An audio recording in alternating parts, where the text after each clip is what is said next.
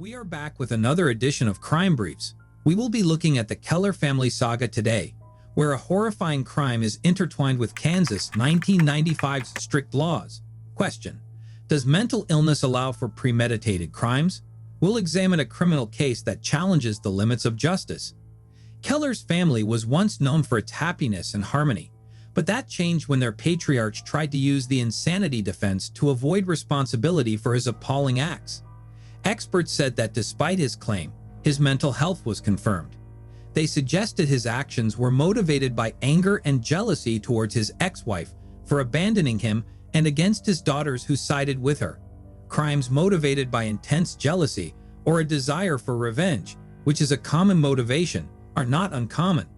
They account for a large portion of criminal activity around the world. The crimes are often motivated by extreme insecurity and suspicion. They also stem from a need to control a partner. In Weatherford, Texas, the Kahler story began with the birth of James Craig Kahler in 1963 and Karen Kahler in 1965. In the early 1980s, their paths crossed at a Texas university where Craig studied engineering and Karen was a freshman in humanities. The couple's connection began quickly and deeply, a sign of the beginning of their relationship. Craig was a star student in the engineering department, and his academic excellence made him a perfect candidate for a couple. In the late 1980s, after graduating, the couple celebrated their marriage in a small ceremony with their closest friends and family. After the birth of Emily in 1991 and Lauren in 1994, they settled into their cozy Weatherford house, living a life that is envied by many locals. In 1999, Karen became pregnant with Sean and Craig received a job offer from a major utility company in Weatherford. Craig was able to not only provide for his wife and children, but also upgrade their home to one in a prestigious neighborhood with a family car. Karen was able to devote herself solely to the family, with Craig earning most of their income. Outsiders thought the Kahler family was perfect. Emily and Lauren Kahler, daughters of the Kahler family, were both excelled in music and sports. They were often seen at vocal contests and other community events. Emily, a gifted student who studied pharmacy at an acclaimed college, and Lauren, a music lover at a conservatory of renown, were both academically talented. Sean was the inquisitive and energetic son of this family. He loved mathematics and wanted to become an archaeologist. His parents and sister enjoyed a close relationship with him. Craig was the provider for the family, and Karen took care of their children, preparing meals and raising them. They were both deeply engaged in the community and nurtured three extraordinarily gifted children. But beneath the veneer of idealistic fervor, there was turmoil within the Kahler household. Karen confided to her sister Linda in 2007, revealing that she was on the verge of a breakdown. Craig became more controlling over time, and she felt he dictated her every step. He demanded receipts not only for major expenses, but daily household costs as well. Karen complied with his demands, giving detailed reports of her supermarket receipts and bank transactions. She had also provided details about where she was during Craig's work hours. Craig's strict schedules dominated the family life, which included their attendance at home when he returned, as well as their rigid routines regarding meals, sleeping, and intimate moments. Craig tightened his grip and became more demanding. Karen's life was a series of obligations and duties, governed by a rigid timetable. Craig was adamant about his control, and she hoped that her obedience would help to ease it. Linda's shock was evident, as she had always viewed Craig as a loving husband and father. Now, she learned that he is a despot. Karen was hesitant to break up her family because of their dependence on Craig's finances. She was determined to find a job that would provide her with financial stability and independence. Karen, despite her age and responsibilities, maintained an excellent fitness level. She adhered to a regular workout routine, ate a nutritious diet, and took care of herself without Craig's knowledge. She secretly joined the local gym and dedicated hours of her day to working out. It became her refuge, where she could relax, distract herself, and think. Karen used her time in the gym wisely, while Craig was busy with his work. She went unnoticed for her fitness efforts. The sports club management noticed her commitment to fitness and physical appearance. They offered to hire Karen as a trial fitness instructor, with the possibility of becoming a full-time employee. Karen was thrilled to have this opportunity, which allowed her to make money from her fitness passion. Karen was prepared for Craig's opposition when he learned about her visits to the gym. She expected him to tell Karen that she should stop. Craig responded in a surprising manner, thanking her for her newly found income and independence. He asked that Karen remain with him upon his return and continue to prepare meals. Karen was able to accept these conditions and valued her financial independence, as well as the autonomy she had gained. She no longer needed to keep track of every expense. Sonny, the new gym instructor, brought with her an unexpected romance. Karen was isolated at home and quickly developed a strong connection with Sonny. They shared coffee dates, walks, and had intimate conversations. After much thought, Karen decided to tell Craig about their secret relationship. Craig's response was calm and curious, but without any confrontation.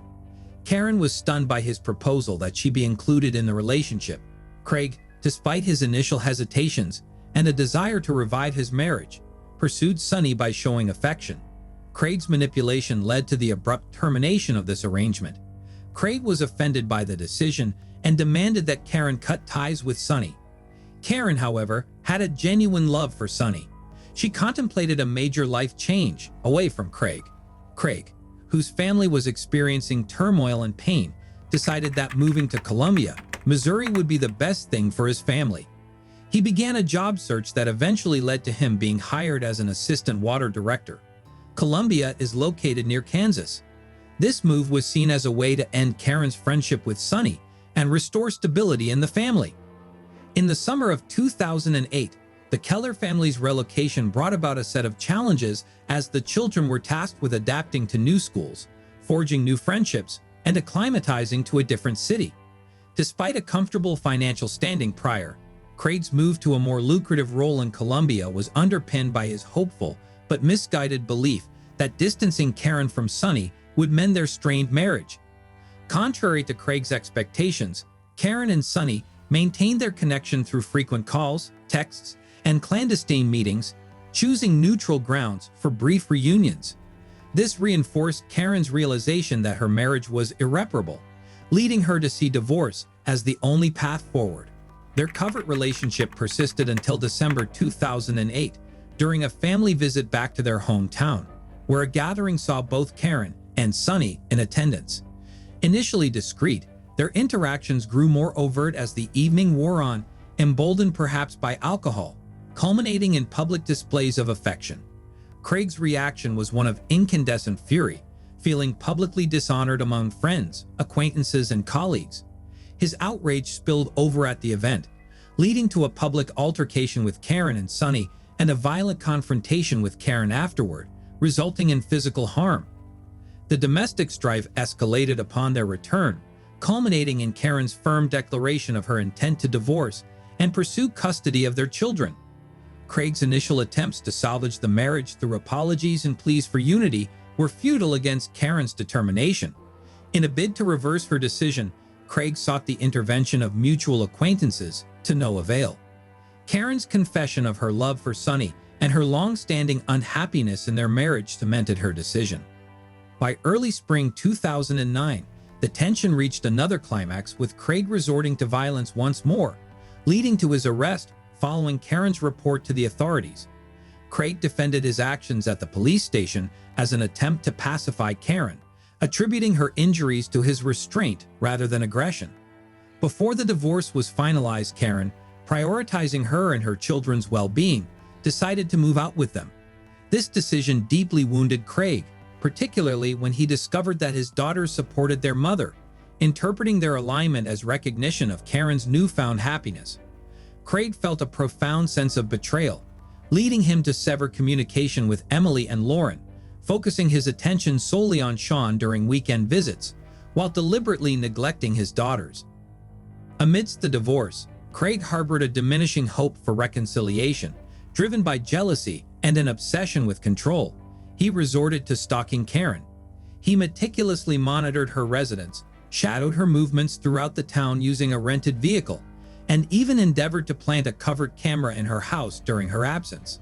These endeavors demanded considerable time and resources, compelling Craig to deprioritize his professional responsibilities, ultimately leading to his job loss due to unexplained absences following depleted leave options. Craig's ensuing unemployment forced him into a precarious financial situation, leaving him no choice but to reside with his parents. With newfound time but escalating desperation, he intensified his surveillance of Karen, pushing her to seek legal measures against him. In November 2009, as Thanksgiving approached, Karen, along with her children, visited her grandmother, Dorothy White, in Burlingame, Kansas, intending to spend the holiday there. On the evening of November 29th, the Burlingame Police Department was alerted to a suspicious van accompanied by gunshots. Neighbors described witnessing a man exiting a small truck, entering Dorothy's residence, followed by the sound of screams and gunfire, and then his quick departure. Fearing the armed intruder, they refrained from confronting him.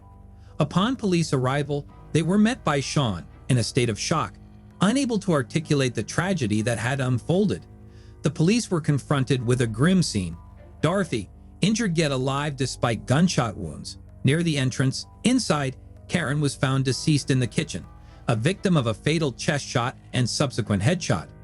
Emily's body was discovered in a tragic attempt to evade the assailant, ultimately succumbing to her father's lethal gunfire. In the upstairs bedroom, Lauren, the younger daughter of Karen, was discovered clinging to life, but gravely wounded, desperately calling for aid and affirming repeatedly that her father was responsible for the attack. Both Lauren and Dorothy were urgently transported to the intensive care unit of a nearby hospital. Despite medical efforts, their injuries proved fatal. Sean, the only survivor who could directly recount the events, was deeply traumatized.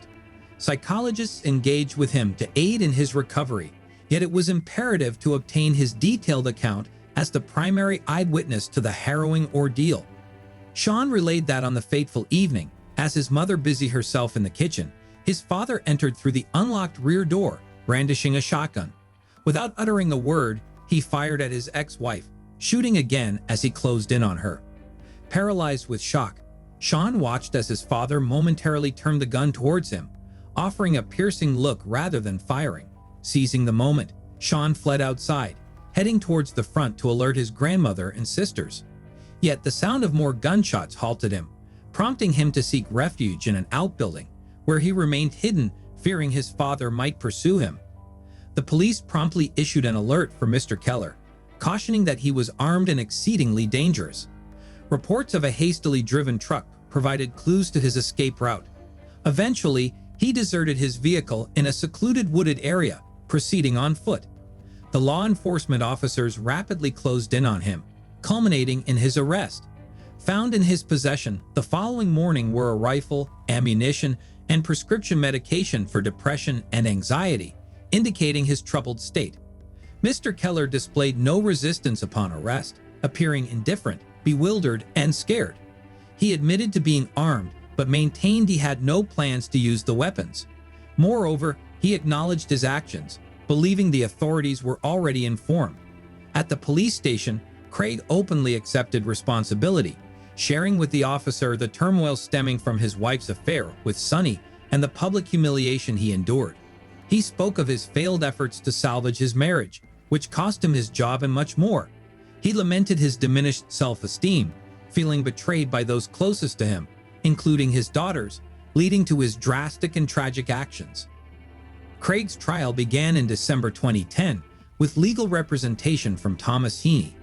Despite his initial admission, Craig withdrew his confession during the trial, attributing his heinous acts to mental illness and insanity, aiming to evade the death penalty for the murder of 4 individuals.